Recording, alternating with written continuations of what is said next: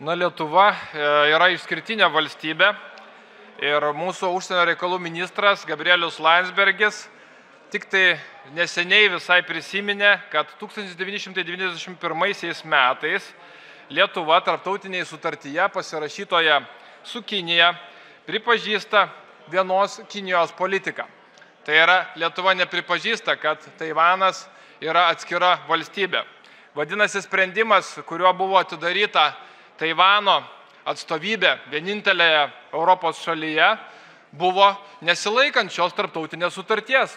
Bet staiga ministras praregėjo, išgirdo mano ir kitų kritiką ir nutarė, kad Lietuvai būtina laikytis tarptautinių sutarčių.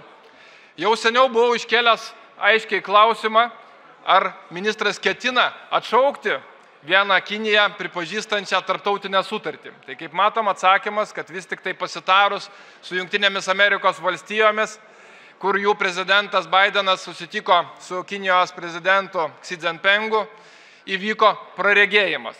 Bet kiek tas praregėjimas kainavo mūsų valstybei, Lietuvai? Ir noriu pasakyti truputėlį statistikos, kad išsivaizduotumėt kokią situaciją. Tai pavyzdžiui, Taivano tiesioginės investicijos Lietuvoje 22 metais siekė vos 0,14 milijonų eurų. 100 vieta pagal tiesioginių investicijų dydį. Kinijos daug sykių didesnės siekia 10 milijonų. Kinijos importo svarba siekia 1,99 milijardo eurų, beveik 2 milijardai eurų Kinijos yra importas į mūsų valstybę. Tai akivaizdu, kad šioje vietoje Taivanas vėlgi negali niekaip rungtyniauti ir konkuruoti su Kinija, nes jų importas vos 140 milijonų.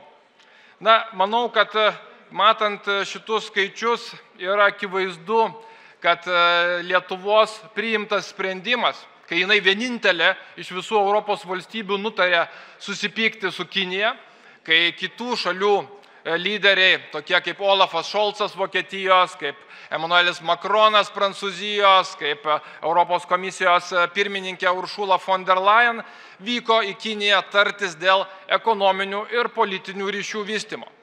Tai ar gali tokia maža valstybė kaip Lietuva vadovautis tokia žalinga politika, kuri kenkia visai šalies ekonomikai, pramoniai, kriziniais laikais, kada visos valstybės išgyvena labai sudėtingą geopolitinę ir ekonominę krizę?